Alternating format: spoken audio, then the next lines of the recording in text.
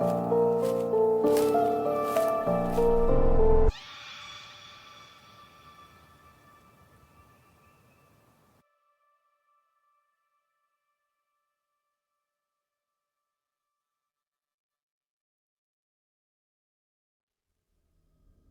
views and opinions expressed on this podcast is solely of the creator and may not necessarily reflect the views, thoughts, or opinions of the listener.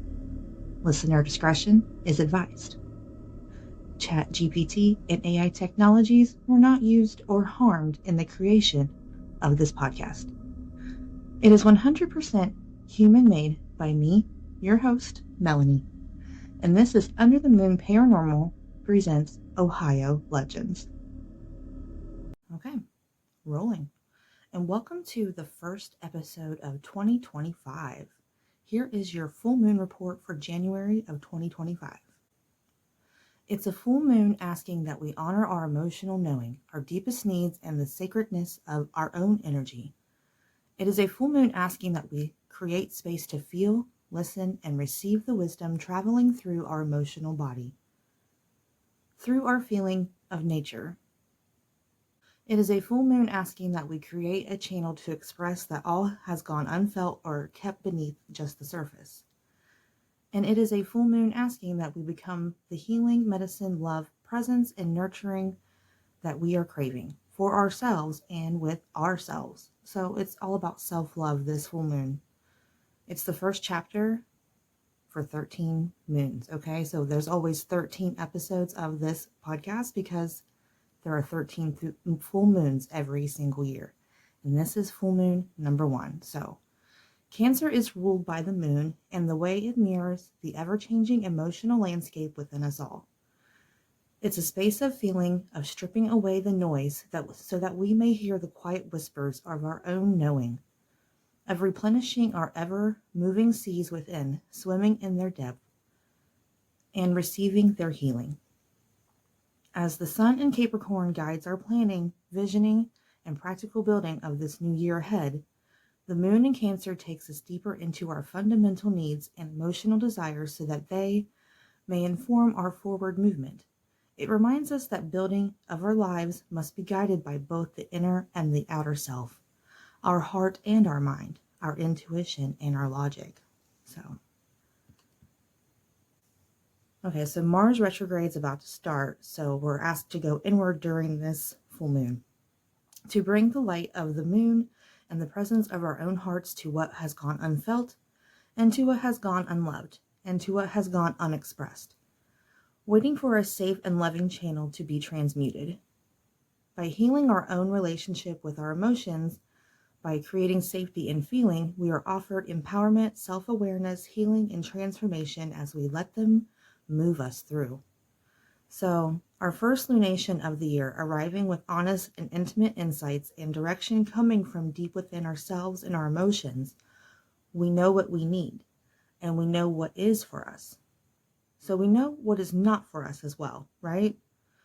And we know that we are living in an alignment with these knowings. You just know. You know. So the full moon is illuminating all of this. It is bringing it into our awareness so that we can open, move, create, and dance into this year ahead in a way that is true to who we are and who we are here to be.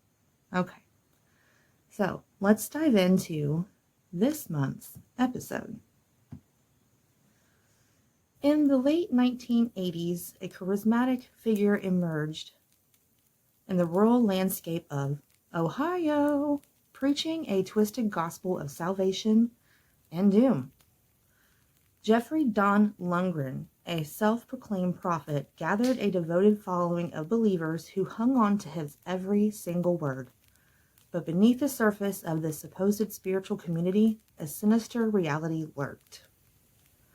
From the rolling hills of Ohio to the inner workings of a twisted mind, I'll be examining the factors that led up to Lundgren's rise of power and to the devastating consequences that followed. Join me as we dive into the complex web of psychological manipulation, control, and violence that defined the Lundgren cult, or the Kirkland cult, I think that's what they call them, and explore the lasting impact of this dark chapter in American true crime history. So, listener and viewer discretion is advised. So I'm going to put up some pictures as we go into the story. And for some reason, Spotify for Podcasters wants me to do a video format. But for some reason, the RSS feed doesn't go to YouTube like it should. So if you want to watch the podcast and see all the media that I'm putting up and showing you, the best place to watch the podcast right now is on Spotify until they figure that out. Okay, so as always, we have to dive into the history first, okay? So we're going to talk about Jeffery Lundgren himself. So claiming to be a prophet or messenger from God carries within a certain responsibility. By doing so, one proclaiming a sacred covenant between one's self and God. As a society, we are all too familiar on how these proclamations can become twisted to the point where these self-professed men of God use their manipulation and status to commit the most shocking of blasphemy and breaking the ultimate commandment, thou shalt not kill. On April 17th, I'm used to these older stories. This happened on April 17th, 1989. Jeffery Lundgren, the self-proclaimed prophet, did just that by executing 5 innocent people in cold blood. He was born on May 30th in 1950 in Independence, Missouri, the son of Don and Lois Lundgren. So his dad was a construction worker. The mom made the best to make the ends meet. He had a younger brother, and the Lundgren family were very active participants in the local reorganized Church of Latter-day Saints, or RLDS for short. So if I say RLDS, we're talking about the Church of Latter-day Saints. Okay. Which is a Mormon type church. Okay. So that's where his start into religious beliefs happened at a very young age. Okay. During his teen years, Jeff had very few friends and was considered an arrogant loner by his classmates. A neighbor recalls one day having witnessed Jeff nail a small rabbit to a piece of wood before beating it to death. So all of this, his twisted mind, started at a very young age. Okay, so as Jeff grew older, his father decided to share his passion of hunting and guns with his elder son. Don would often spend hours with Jeff teaching him how to care for and maintain firearms, eventually how to use them for survival and hunting. Upon graduating high school, Jeff enrolled in Central State Missouri University, majoring in electronics. During his sophomore year, he spent most of his free time at the RLDS student house. And that's where Jeff met Keith Johnson and Alice Keeler. While he did not recognize it at the time, these new friends would have a significant impact on his life and beliefs.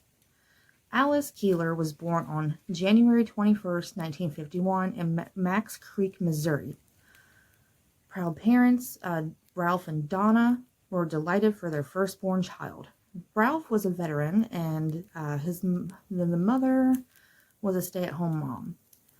So he had 2 sisters and a brother. So during Alice's high school years, Alice was a bit of a loner, preferring to the local church group rather than participating in school activities.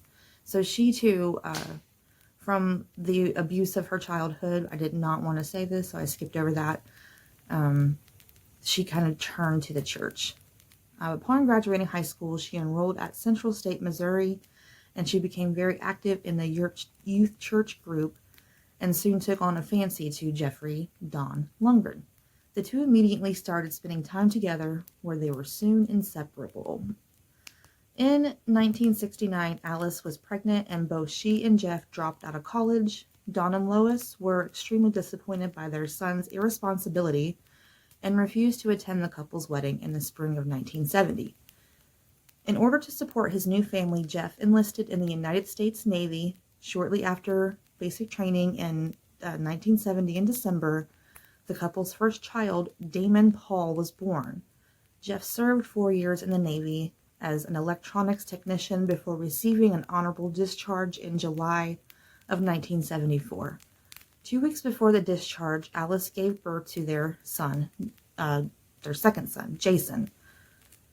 Jeff and Alice lived in San Diego, California, with their 2 sons following his discharge from the service. The couple once again became active in the RLDS church and would oftentimes look for friends to covet to their faith. Supporting their ever-growing family soon became a problem, so Jeff decided to move back to Independence area in hopes of securing a well-paying job. Try as he may, he could not hold down any job for more than just a few weeks at a time, due to his irresponsible nature and attitude. On June 21st, 1979, the couple's 3rd child, a daughter, Kristen, was born. Some say Alice planned this pregnancy in order to save the couple's marriage and to curb Jeff's wandering eye. Shortly after the birth of their daughter, Jeff would regularly Alice and the children. At one point, Jeff pushed her down a flight of stairs. The fall was so severe that it caused Alice to rupture her spleen, and emergency services were required to repair it. In September of 1980, a 4th child, Caleb, was born, and with the birth of Kristen, the family members speculated that this pregnancy yet was another attempt by Alice to hold their rocky marriage together. In 1981, Jeff was asked to join the RLDS lay priesthood. However, he later stated that it was this time that he lost all faith in the church and teachings. Their liberal tendencies allowing women to be ordained priests is particularly what upset him. So this piece of shit does not like women, and he had his children and his wife, and he didn't like the fact that the Church of Latter-day Saints allowed female ministers. So, with that, Jeff felt that the scripture contained the truth that was now his duty to find answers. He started a Mormon splinter group and began holding group studies in his home. Members included his friends from college like Dennis and Tanya Patrick, and Dennis and Cheryl Avery, and Jeff's cousin Debbie. Okay, it's a lot of women in his church, right? Jeff seemed to have a way with people and attracted a number of followers that truly believed he had uncovered the truth in Scripture. According to a friend of Jeff's cousin Debbie, people appeared to worship the ground that he walked on and would often donate money to support the Lundgren family. Jeff soon grew greedy and became unhappy with small sums of money that his followers were giving him. He eventually announced to his flock that it was his time to move on and that his scriptures were commanding him to move to Kirkland, Ohio, in order to receive his true power from God. So, a city of faith and beauty. Kirkland, calling itself the city of faith and beauty, is typically a small town, a tight-knit community situated in northeast Ohio, roughly about 22 miles east of Cleveland. Kirkland was an initial part of the Western Reserve, an area that was granted to the Connecticut Land Company. The city has a population of nearly 6,000 people with an estimated population density of 355 people per square mile. Individuals born and raised in Kirkland mostly elected to stay there, and their children chose to do the same. While Kirkland may only be 17 square miles in size, several churches of different faiths dot the area. There are some 10 churches in the community, 6 Protestant, 1 Catholic, 3 branches of the Church of the Latter-day Saints, and more in the planning stages. On August 19, 1984, Lundgren family arrived in Kirkland and immediately began to survey the area. Jeff later said that after touring the small town, he felt an undeniable urge to stop at Chaplain Forest, a country park located less than 5 miles from Kirkland Temple. And it is here Jeff would later tell his followers that he discovered where the Book of Mormon plates had been buried after being brought over from the Holy Land. Okay?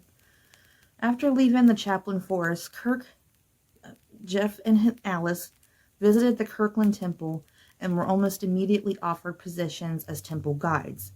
These duties would include long hours at the temple's visitor center and giving tours of the temple. In exchange, the church offered free room and board in a home behind the temple and a salary of 125 buckaroos a week. Jeff relished in the fact that he was now able to guide people through the temple and at the time mingle his own views within the church. The Kirkland Temple, constructed in 1833, at the direction of Joseph Smith, Jr., a self-professed visionary. Smith is considered a modern prophet by his followers. Okay? Prior to his assassination in Carthage, Illinois, Joseph Smith Jr. founded several Mormon communities throughout Missouri, Illinois, and Ohio.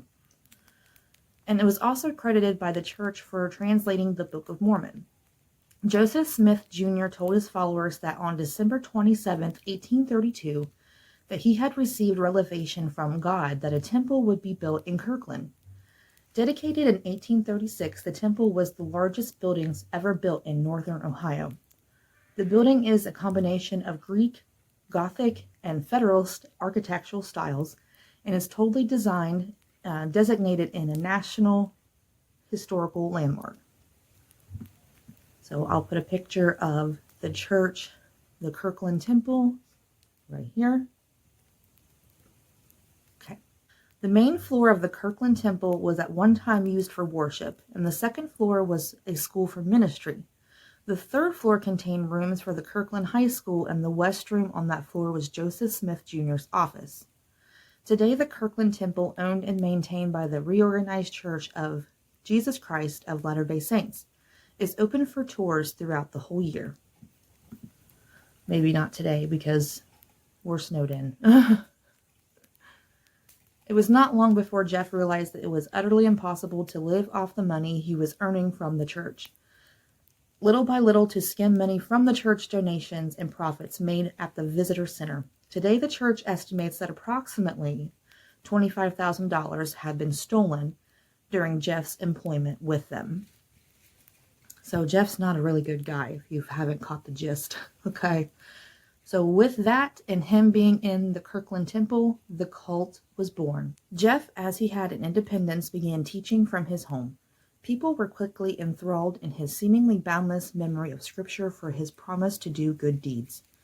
Rumors were already beginning to circulate that Jeff was more than just a guide for the church and was oftentimes compared to the late Joseph Smith Jr.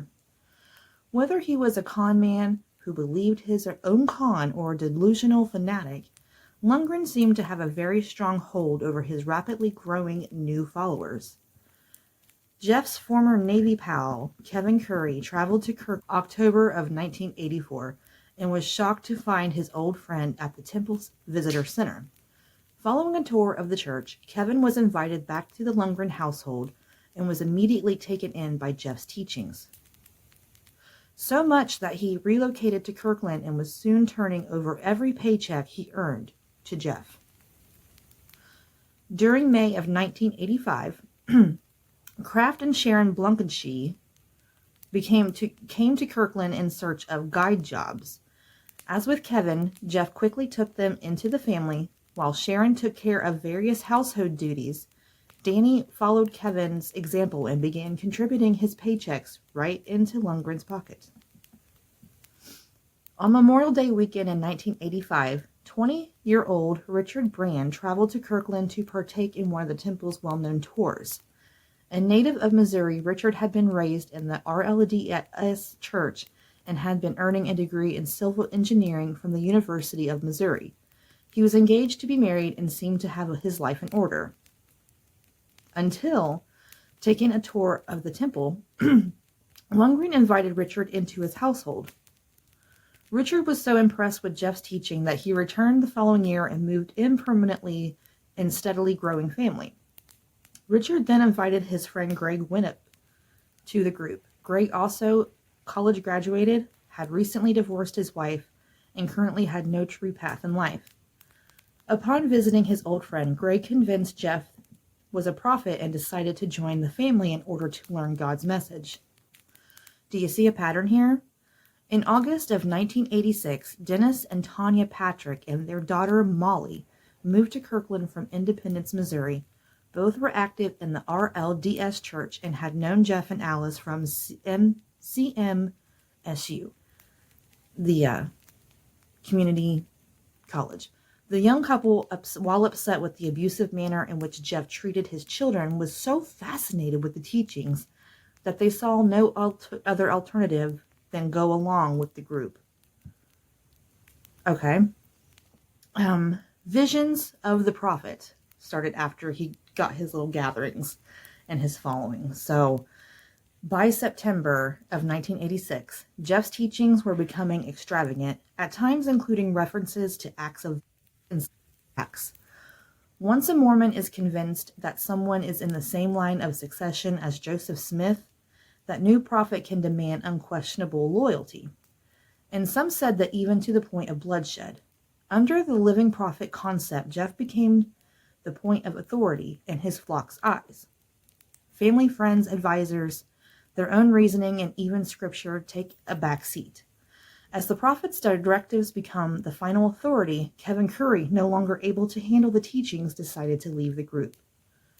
Shortly after Kevin's decision to leave, Jeff began to profess to his followers that he had begun receiving revelations that named 2 specific dates for a return of Christ. Jeff claimed that Jesus would at that time destroy everyone except those deemed righteous inside the Kirkland temple.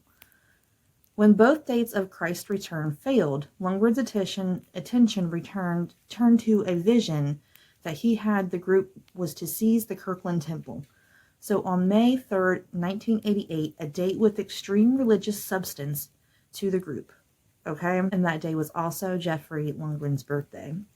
The plan involved forming a hit list in which no less than 10 RLDS church officials in the area, residents along with anyone who got in their way, were to be in what was called a cleansing, which would then trigger an apocalypse. And in preparation, the cult began to build an arsenal, marched in uniform, trained themselves to load and unload guns quickly, and did calisthenics, studied military tactics, and watched violent movies in preparation for this combat. During January 1987, rumors were rampant in the upper stratums of the RLDS concerning Jeff's heretic teachings. Kirkland Police Chief Dennis Yarborough had also heard the rumors of Lundgren's activities and questioned him. As expected, this led to nowhere. In February, Jeff instructed Dennis and Tanya Patrick to take up residence in an apartment building directly across from the Kirkland police station in order to keep an eye on the police.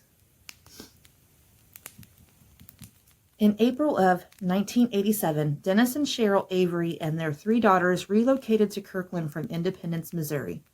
Cheryl Lynn Bailey Avery had been born in Washington State in 1947. The school teacher had met Dennis Leroy Avery some 7 years in her senior. In 1970, the couple married shortly thereafter. The couple bore 3 daughters: Trina Dennis, born March 7, 1974, Rebecca Lynn, born January 23, 1976, and Karen Diane, born August 3, 1982.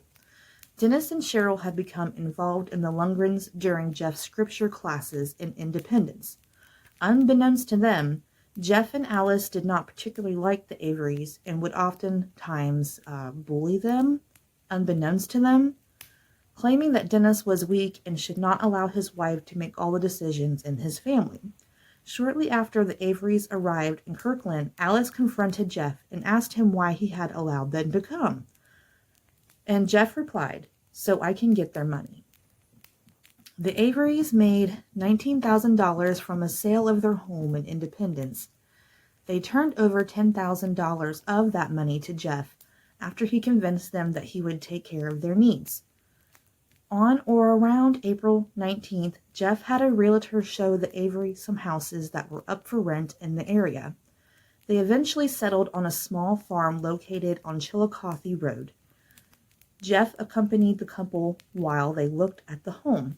The owner, Stanley Skirbis, mentioned at the time that he also had a 15-acre farm available at 8671 Kirkland Cardin Road, just south of Kirkland. Although Jeff had nothing at the time, he made a note of the other available home. On Labor Day weekend, Char Leigh Olson came to Kirkland to visit her friends, Greg and Richard. Char was born September of 1960, had known Greg all of her life. After she met Jeff, she was extremely impressed and arranged to move in with the family.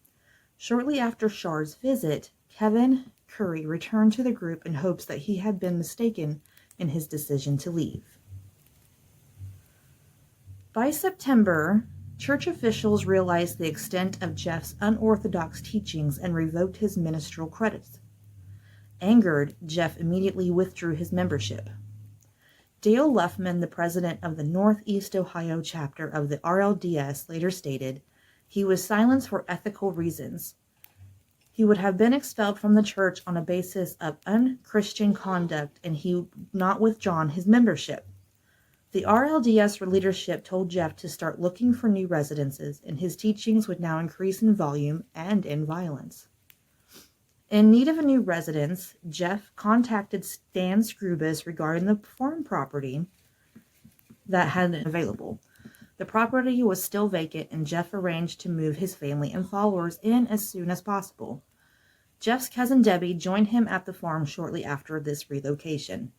During December of 1987, Jeff invited Ronald and Susie Luff to move into the Kirkland area.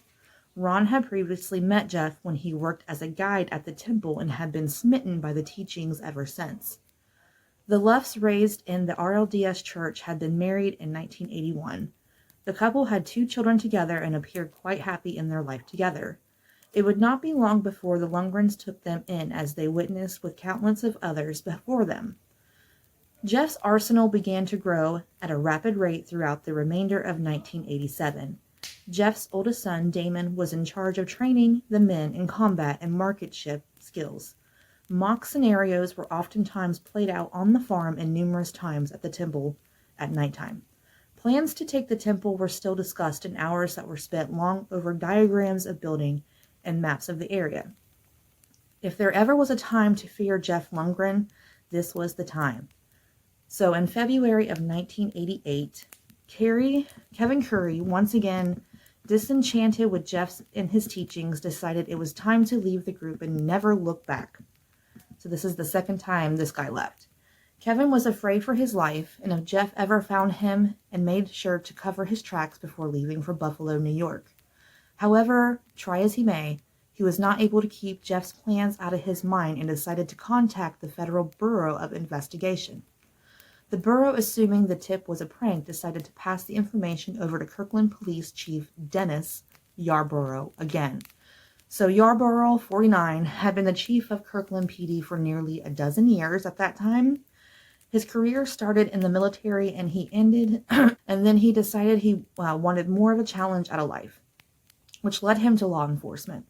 Upon receiving the FBI facts, Yarborough was convinced that it was serious and started an investigation into Jeff Lundgren and his followers. Jeff, still smoldering about the treachery of Kevin Curry, was even angrier when Shar told him that she was leaving the group as well. She had wanted to leave for some time, but also feared that she would be... That's pretty logical to me. Finally, she got up enough courage to walk out of the Lundgren home in May. Shar said that she had felt that if anyone who continued to follow Jeff's teachings would wind up or in prison. Throughout the remainder of the summer, Jeff and his followers regularly gathered at the rented farmhouse for scripture studies and often lasted for hours into the night and early morning. Lundgren frequently wore military fatigues during these sessions and would keep a loaded pistol within reach at all times. Jeff fed the group a hybrid mixture of biblical and Mormon scriptures, all interpreted to meet his own personal goals. Most anything could be a sin. Adding too much garlic to a meal, for example, as Dennis Avery did at times, or keeping money for oneself. On February 18th, 1989, Jeff invited his old friend Larry Keith Johnson to the farm. Larry and his wife Kathy readily accepted the offer and began their move from Missouri to Kirkland. Larry, an old-time friend of Jeff's from the CMSU, had married Kathy Renee Hubbard Johnson during her freshman year in 1976. The couple had 4 children together and had remained good friends over the Lundgrens throughout the years. On April 4th, 1989, following Jeff's instructions, Greg Winship and Debbie, his cousin, were wed in a ceremony performed by Jeff himself. So Jeff forced these two to get married. The following day, Richard and Sharon were married in an identical ceremony Within 2 months of the wedding, Sharon was pregnant with the couple's very first child. From the beginning, Jeff Lundgren had promised his followers that he would take them to see God. To make the journey, he said, the cult first had to seize the Kirkland Temple and kill anyone who tried to stop them, right? However, as time went on, Jeff began to revise this plan and claimed to have a vision that told him the sacrifices of the Avery family would be just enough for the group to reach their goal. Jeff felt that Cheryl Avery was headstrong and that her children were unruly. Dennis was beginning to question Jeff's teachings during the class. No one ever questioned Jeff's word, or the others in the group could not understand why Dennis could not comprehend the potential lethal ramifications of his actions. The group considered all the traits of the Avery family showed as extremely sinful. In Jeff's eyes, their death would cause the others to fear and respect him. It was time to show the group just how far he was willing to go in order to obtain his goal of total domination. On April 10th, Jeff decided to put his plan into action and ordered Keith and Ron to begin digging a pit in the barn to conceal the bodies. The men were instructed to make certain that they were out of the barn whenever Dennis was around the house. They made plans to abandon the farm after the murders were committed. They instructed the women of the house to begin packing all of the belongings. Jeff informed the Averys that the group was going on a wilderness retreat and that they should prepare to leave Kirkland. The roughly 6 feet by 7 feet by 4 feet pit took 4 days to complete. Often we as a society cannot comprehend how individuals are so taken in by cults and religious aspects. So most people who join cults think they're going to join a good group, a moral group, or a healthy group. However, this is largely because they have been afforded full information about the group they are joining. They have not been informed. We would agree that those who join cults are guilty of not asking all the right questions, or of not examining the cult's claims thoroughly enough to gain the records of history and scripture, and of not adequately applying the rules of logic to the group's teachings and explanations, or maybe of not having adequate knowledge of coherent persuasion techniques. In other words, cult recruits are guilty of allowing themselves to be deceived. But is that a sin? The human mind is a tricky thing. It really is. So on April 17th, 1989, Jeff and the group moved all the Avery's belongings to the farm and rented them a room at a nearby hotel. The following day was to be when the group set off on their wilderness retreat. Everyone in the house except the Averys knew that this would be their last meal as a group, and they sat down for supper at 6:30 p.m. that night on April 17th, 1989. The mood in the group was solemn. Most had come to accept that the Averys had to pay for their sins. Following dinner, Jeff retreated to the bathroom and called all the men, except for Dennis. As the men walked in, he produced a Colt 45 Combat Elite from the holster of his hip and asked the men one by one whether they were with him or not. Each one showed his support and followed Jeff out to the barn. Once in the barn, Jeff explained that they would bring the Averys out to the barn one at a time, whereupon they would bind them with tape, place them into the pit, and execute them in a surrealistic concentration camp style. Jeff asked the men if they had any questions, and nobody did. Nobody asked a single question. Jeff looked over at Ron Luff and said, "Let's do it." Jeff stood over by the pit, and Ron walked out towards the barn and towards the house. When Ron entered the house, he asked Dennis to come out to the barn and give him a hand preparing equipment for the wilderness trip. Dennis agreed and followed Ron into the night fog toward the barn. When he entered the barn, Ron produced a stun gun and attempted to mobilize Dennis with it. The gun, however, was of low voltage and simply caused him to cry out in pain. So, regardless for his cries for help, Dennis was no match for the others as they held him down and bound him with duct tape. Richard Brand and Danny Kraft lifted Dennis to his feet and dragged him to the pit where Jeff was now sitting on a pile of dirt with a gun in his hand. The men lowered Dennis into the pit and quickly backed away as Jeff stood up. This is where it could get violent, so if you want to skip ahead a few, you might want to skip ahead a few. It's going to be very detailed. Greg Winship, standing outside of the barn, was given a signal to start a chainsaw in order to muffle the sound of a gun blast. As the chainsaw began to rev, Dennis struggled to his knees. Jeff raised the caliber of the gun and fired 2 shots directly into his back. When the chainsaw stopped, all that could be heard was one last gurgling sound escaping the body. Jeff left the pit of room and called out to the others. "You better see what this looks like." One by one, the men obediently filed into the room and looked down into the pit. Not one said a single word, and after a few brief moments, Ron left the barn and headed back up towards the house. When Ron entered the house, he asked Cheryl to accompany him out to the barn because Dennis needed her help. Cheryl agreed and followed Ron out to the barn. The Avery children, unaware of what was happening in the barn, sat in the living room playing video games and discussing an exciting trip and they were going to take the following day. Very, very. One can only imagine the horror that was about to befall them. The wheels were set in motion and there was no stopping Jeff Lundgren now. In the barn, once again, Ron tried to use the stun gun. Again, before the gun failed, Ron replaced his hand on Cheryl's shoulder and solemnly said, "Just give it up. It'll be easier this way. Just let go." Cheryl did not put up a struggle. Sinking down to the floor as the men bound her with the tape, Richard and Ron dragged her over to the pit, lowered her next into the body of her dead husband. Greg started the chainsaw. Richard shook his back and watched as Jeff took aim and fired 3 shots. The first 2 struck Cheryl in the right breast. She jerked forward and began to fall back as the third one pierced her abdomen. Cheryl and Bailey Avery now lay deceased next to her beloved husband.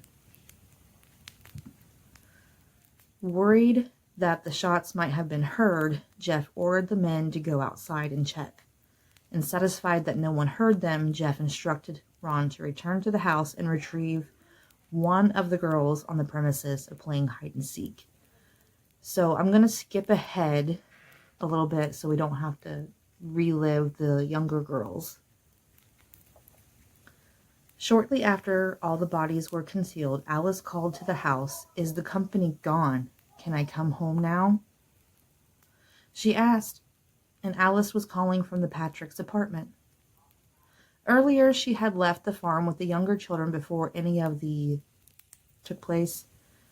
And then Debbie replied, "You better wait about 15 minutes. Shortly after Alice returned to the house, Jeff called the Patricks and the Johnsons, requesting their presence for a late-night class. Following the call, Jeff, Damon, and Alice drove to the motel where the Averys were to stay the night and removed all of their belongings. So Alice and the kids were involved.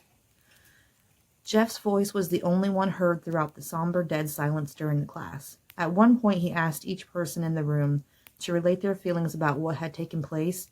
Richard was the only one enough courage to speak, and he said, "No one should have to die that way." Jeff's explanation was, it had to be done. It was God's will. The day following the murder, on April 18th, was spent preparing for the wilderness excursion. Jeff divided the followers into small groups, which left at different times throughout the night so as not to arouse suspicion. Jeff instructed everyone to meet up at a restaurant in Pennsylvania for further instructions. Following the murders, the on-routine patrol, Kirkland Police Deputy Ron R. Dulcic noticed something odd as he drove by the Lundgren's house. A chill ran over his body as he realized the farm appeared to be abandoned. Why, he thought. Why would a group just pick up and leave in such an obvious hurry? Jeff decided the group would head out for West Virginia, collect their thoughts, and wait for a sign from God that would instruct them on where to find the golden sword. With some thought to be the sword of Laban, spoken in the Book of Mormon, Jeff believed that the sword would rest on the golden plates from which Joseph Smith is believed to have translated the Book of Mormon. Jeff eventually settled on a secluded campsite east of Davis, West Virginia, located in Cannon Valley. From the moment the group arrived at camp, it was obvious that Jeff was going through some changes. Jeff was swollen with pride over the unwarranted slaughter of the Avery family. He relished on the fact that his followers were now deathly afraid of him, not because of his self-proclaimed prophet status, but because his callous, cold-blooded demeanor. Jeff would often brag to members that had not been present at the murders how each of the Averys had died, and how he had snuffed out their lives without a shred of remorse. He said that to his followers. He said it to them. The camp soon converted into a military-style compound. Foxholes were dug, and guards were posted on rotating basis. The men of the group were instructed to use deadly force if anyone attempted to enter the camp. The anti-aircraft submachine gun was also set up in order to shoot down helicopters in case law enforcement attempted to drop unexpectedly. By midsummer, Jeff's teachings were becoming as radical as his attitude. Married men of the group were ordered to turn their wives over to Jeff in order to be cleansed with his seed. Jeff made it quite clear that anyone who chose not to follow his instructions would meet the same fate as the Averys. Tension in the group was growing on a daily basis. Many of the members were beginning to doubt Jeff's status as a prophet. You think? On October 13th, the winter approaching and the funds running low, Jeff decided the group would abandon the campsite and travel back to Missouri. A friend of Kathy Johnson's owned a barn outside of Chilliwawie and gave the group permission to use it. The group stayed at the barn for approximately a week before Jeff decided they should break up for the winter and reconvene in the summer for another wilderness excursion. Each man was instructed to get a job, provide for his family, and save money and turn it over to Jeff in the spring. Can you believe this, dude? Okay, can you believe this? Okay, so things are about to start turning for Jeff here. Richard and Greg saw the breakup as their way out. A lot of people saw this breakup as their way out. They no longer believed in Jeff and his teachings and simply wanted to get as far away from him as they possibly could.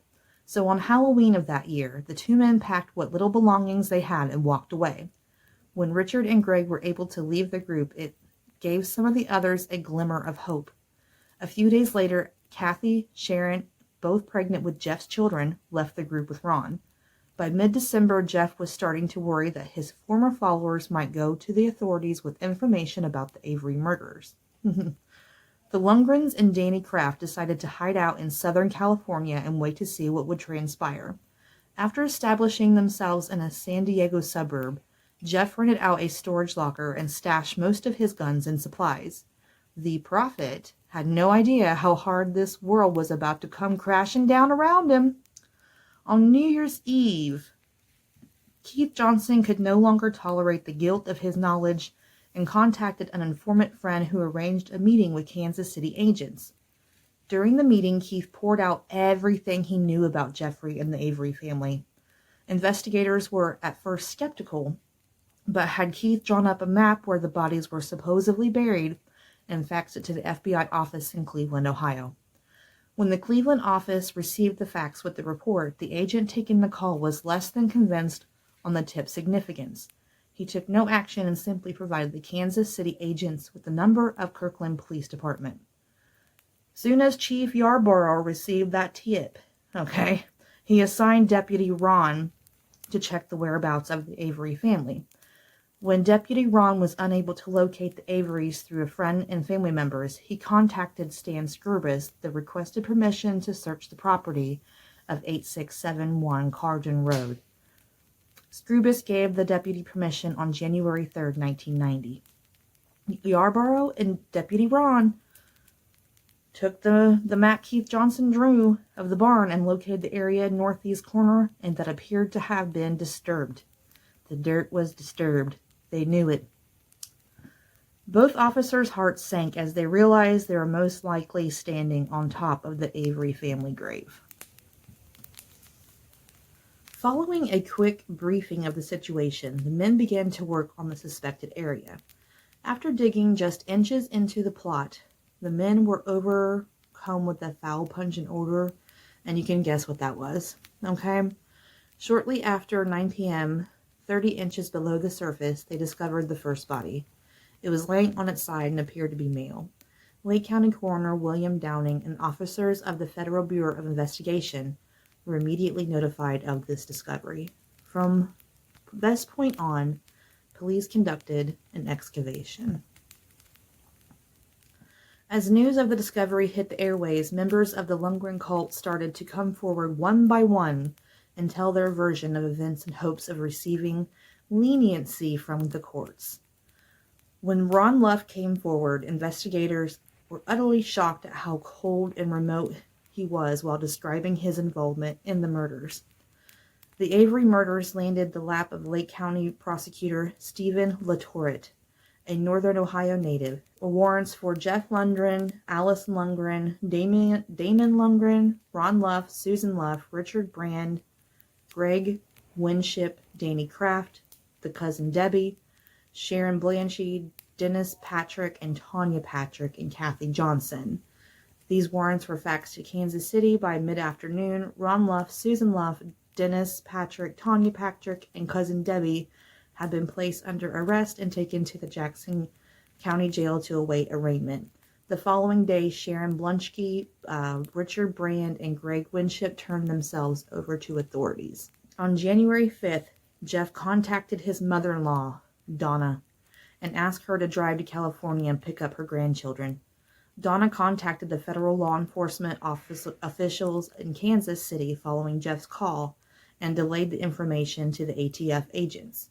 Jeff had instructed Donna to drive west towards San Diego and had provided her with a telephone number so that she could contact him upon her arrival and take custody of the kids. The phone number Jeff had provided was quickly traced back to Santa Fe Hotel just 6 miles north of the Mexican border. Ohio FBI agent Rick Van Heist immediately boarded the plane and flew to San Diego to supervise the arrest. As agents surrounded the hotel, they spotted Jeff using a payphone in the lobby. 5 agents quickly converged on the phone booth and pulled Jeff out. Agent Van Heist placed his service revolver into Jeff's ear and said, "Jeffrey Don Lundgren, you are under arrest for murder."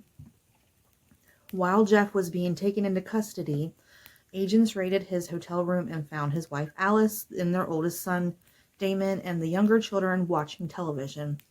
Damon and Alice were taken with no resistance. The first words to come out of Damon's mouth after the officers stormed the room was, "I didn't do the actual shooting."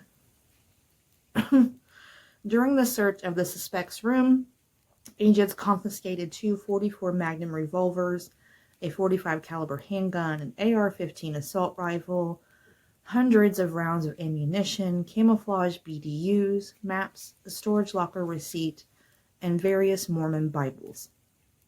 Upon completion of the search, investigators followed on the storage locker receipts and discovered 2 trunks of gunpowder, hundreds of rounds of ammunition, and a paramilitary semi-automatic rifle, 2 long guns, and a 9mm semi-automatic handgun identical to the ones the agents themselves were known to carry. Agents on the scene considered themselves lucky that the arrest went down as smoothly as they did. One can only imagine the devastation Jeffery Lundgren could have inflicted if he had been able to get his arsenal before they arrived. So, on January 8th, 1990, Jeff, Alice, and Damon appeared in San Diego Felony Arraignment Court. All 3 refused to waive extradition from California to Ohio and were held without bond pending a review of the hearing. Danny Kraft and Kathy Johnson were still at large, and the agents had no idea where they might be. On January 9th, a maid at a Chula Vista hotel found 2 handguns at large, a .50 caliber submachine gun, hundreds of rounds of ammunition, and documents identifying the occupants of the room as none other than Kathy Johnson and Danny Kraft. On January 10th, a San Diego patrol unit spotted Danny and Kathy traveling west on Route 78 in Danny's Nissan pickup. They arrested their They arrested the pair without incident, the following day appearing the same before the judge as the Lundgrens. They too refused to waive extradition, so they were held without bond and are pending to their hearing. On March 7th, 1990, Richard Brand pleaded guilty to 5 counts of murder in exchange for leniency on the premises that he would cooperate with the state.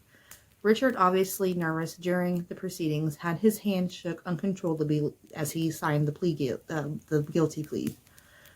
Throughout the months of April and May, Greg Winship, Sharon Blunschke, Susie Luff, and cousin Debbie accepted plea bargains offered by the prosecution. Greg pleaded guilty to 5 counts of murder, while Sharon, Susie, and Debbie pleaded guilty to 5 counts each of conspiracy to commit. Jeff abandoned his fight against extradition in California Supreme Court, turned down Damon's appeal to avoid extradition. The police brought Jeff and Damon back to Ohio and incarcerated them in a newly constructed Lake County jail located diagonally behind the courthouse. On July 24th, 1990, Alice Lundgren's trial began, and from day one, defense attorneys argued that Alice was an innocent victim swept into the whole ordeal by an unbearing, domineering husband. One by one, the prosecutors played its key card and had its star witness come forward to testify about Alice's demeanor in her role within the group. When she took the stand, she attempted to portray herself as a victim of spousal abuse and explained how Jeff threatened her life on numerous occasions when he doubted her loyalty. During closing arguments, the defense argued that there was no real evidence linking Alice to the deaths of Avery's. So at one point comparing Jeff with Adolf. On a rebuttal, the prosecuting attorney stated that if Jeff Lundgren is Adolf, then Alice Lundgren is the angel of death. Yeah. It took the jury just one day to reach their verdict. As the court called back into session, jury forewarned handed over the verdicts. Alice smiled as the judge announced to the court that she had been found guilty on all counts. People throughout the courtroom applauded as the verdict was being read. Hard-nosed investigators and prosecuting attorneys had a difficult time keeping the check on their emotions following that verdict. So Alice was sent 22 years in prison for each count of aggravated murder, and then 10 to 25 years for each count of kidnapping. All of the sentences were ordered to be served consecutively. All said and done, Alice Lundgren would not be able to have parole for approximately 100 years. So, she was part of it too. All right, so Jeffery Lundgren's trial began on August 23rd, 1990. The barrage of law enforcement officers and medical examiners took the stand and described the detailed scene of the crime and the events leading up to Jeffrey's arrest. However, the most damaging of all evidence came from Jeff's former followers as they described the brutals of the Averys and Jeff's utter lack of remorse. When it came time for the defense to present witness, not one person was called to the stand. Not surprising in the prosecution, Jeff himself refused to testify on his own behalf. During those arguments, the prosecution took the jury back through the testimony and evidence and asked it to be returned with guilty verdicts on all counts. When it came time for the defense to present its closing arguments, attorneys attempted to present Jeffery Lundgren as a confused man who truly believed himself to be a prophet, and that was simply following his interpretation of the scripture. On August 29th, just after 2 hours of deliberation, the jury found Jeffery Don Lundgren guilty on all counts. Jeff showed little to no emotion as the verdicts were read. The penalty phase was set to begin on September 17th. During the penalty phase, members of Jeff's family and various psychologists were brought in to testify on his behalf. Jeff himself even took the stand at one point, and in a 5-hour statement, Lundgren explained that he considered himself a prophet of God, and God had told him through the interpretation of scripture to kill the Averys. Dennis, Jeff stated, was a false prophet that had to be killed along with his family. On September 21st, 1990, 2 hours after retiring to deliberate, the jury returned their recommendation that Jeffery Don Lundgren be put to death 5 times over. And once again, Jeff showed no emotion while the verdict was being read. Damon Lundgren's trial began on September 11th. Defense attorneys tried to show that the jury that Damon provided little assistance in the death of the Averys and was in constant fear of his abusive father. The prosecution, however, painted a picture of an unremorseful young man who actively participated in murders and prior to them had purchased the lime that had been used to cover the bodies. Following closing arguments, jury deliberation began on September 17th and conducted the following day. The jury found Damon Lundgren guilty of kidnapping and aggravated murder and the deaths of Dennis, Becky, Trina, Karen, Avery. However, he was acquitted of the death of Cheryl Avery. Prosecutors later speculated that the jury, for unknown reasons, must have been believed that he did not actually participate in Cheryl's murder. The penalty phase was secluded to begin 1 week later. Okay. So Alice and cousin Debbie are still currently serving their sentences in Marysville, Ohio, prison for women. In 1991, Alice finally filed for divorce from Jeff based on irresponsible differences in imprisonment. Jeff and Damon currently reside in Mansfield Correctional Institute, and Jeff spends his free time in death row. So, update. He died in prison. So, Jeffery Don Lundgren, he died in Chillicothe Correctional Institute Prison in Ross County, Ohio on October 24th, 2006. So, he is buried extremely close to where I live. And I wanted to do this episode to kind of pump you guys up for a history lesson on a graveyard shift I'm going to do. I got to get permission to go to the cemetery, but I know some friends at the Ross County Sheriff's Office that's going to allow me to have permission to go there to do a 10 to 15 minute spirit box session video with a cult leader. So, cults in Ohio don't mix, man. You f***ed up Jeffery Lundgren. You really did. Let me see if I got a listener submitted story. Okay, I got a couple of listener submitted stories for you guys. The first one's really short, but before I read them, I'm just going to remind you, if you want me to read your spooky story on my podcast on a full moon, then please email me at underthemoonparapod@gmail.com and I'll read your story on my episodes. Okay, so the first one is from Anonymous, and it's really, really short, okay? Something weird happened to my 5-year-old and I today. We were walking home from the library and saw a shadow flying on the snow. We both looked up and there was nothing in the sky. Looked at the snow again and could see the shadow flying. Absolutely nothing in the sky though.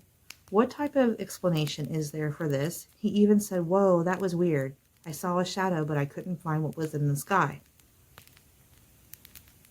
I mean, I would say it was a bird, but you didn't hear no flapping. You didn't actually see a bird, but you saw a shadow of something. I mean, it could have been a cloud if the sun is hitting it just right, but I don't know. Not enough detail for me to help you out there. But I had never believed in ghosts until I saw with my own eyes a female figure appear in front of me. Okay, so I saw a female figure appear in front of me, lean over as to take a child's hand, and then vanish. When I saw that figure, I was sure that it had to be someone that walked up, someone that I didn't notice right away. I was sure that whoever it left by a path off to the side. I decided to walk to the small spot where I saw the person and prove to myself that's exactly what happened. So I turned on my camera and walked right up to the spot, and to my surprise, there was no place that a person could have gone so quickly. As I was approaching the spot with the video running, I had said to my kids that were there with me that I was walking to the spot where I thought I'd seen a person. Immediately after I said that, the camera picked up a female voice that said, "No, don't," and "Someone's missing." None of us heard that voice until returning home and uploading the memory card to the computer and playing it back. There was something else on that memory card. When I first saw the figure, I pulled out my camera, pointed towards the figure.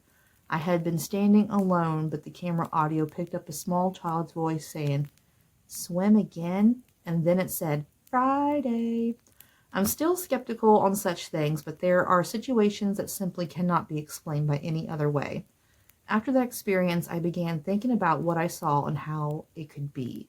I wondered how a spirit of a deceased person could actually manifest for a living to experience them. I had come up with a theory about it, that the spirits manifest through using energy of the living. My theory is that the spirits manifest within the living body and then projects outwards. Since a spirit has no physical form, it uses images from the living to represent its form. This theory came to me when I realized what I had seen. The figure looked like a female as a gray shadow image. It appeared to be leaning down to take the hand of a small child. My impression of the figure was that it was a 40-ish female, and that the age of my wife was when I lost her 11 years ago previously. I don't think it was her, but possibly that the woman had died here near the tunnel at Moonville. Oh, he was at Moonville. Okay. And they call this lady the Lavender Lady. Oh, damn. The child's voice was believed to have been one of the 10-year-old girl that was struck by the freight train in 1986. Wow. In some of our investigations, we have had our names called out. Another time, we recorded a voice talking to a younger brother about sticking together. Growing up, I spent most of my time with my younger brother, keeping him out of trouble and not getting lost. Spiritual manifestations is from within the living. Our own thoughts are used by the spirits to manifest themselves. This is something that has been said about the poltergeist. It is said that poltergeist is created by the thoughts of the living. Interesting. Well, this is just a theory I've considered. I'm still looking at the subject from all angles. Unfortunately, paranormal work isn't exactly science, as some might want you to believe, and everything is about, will it always be just a theory? There's no other way to actually provide proof. Perhaps it's just as well. We're probably not meant to know until our own time comes. Anyway, I'd love to hear what your thoughts are, and I love the podcast. Keep it up. Sincerely, Ohio Paranormal Investigations. Dang. Wow, throwback to the Moonville Tunnel episode with the Lavender Lady and that 10-year-old kid. Man, yeah. Send me the EVPs. I'd love to listen to them. Yeah. My theory is that the past, present, and future is all happening at the same time. And sometimes the past and the present and the future kind of bleed into each other, and we're ghosts. Like, we're ghosts to the ones in the past and the ones in the future, right? Just like they're ghosts to us. Interesting theories today, folks. Really interesting. But yeah, stay tuned for the future. I can't do any graveyard shifts right now because there's like a foot of snow outside. So yeah, once the things get warmer up and we start getting daylight, I'm going to go to Jeffery Lundgren's grave and ask him why he did what he did. And if he still thinks he's waiting for God to take him back. So, thanks for listening and stay spooky.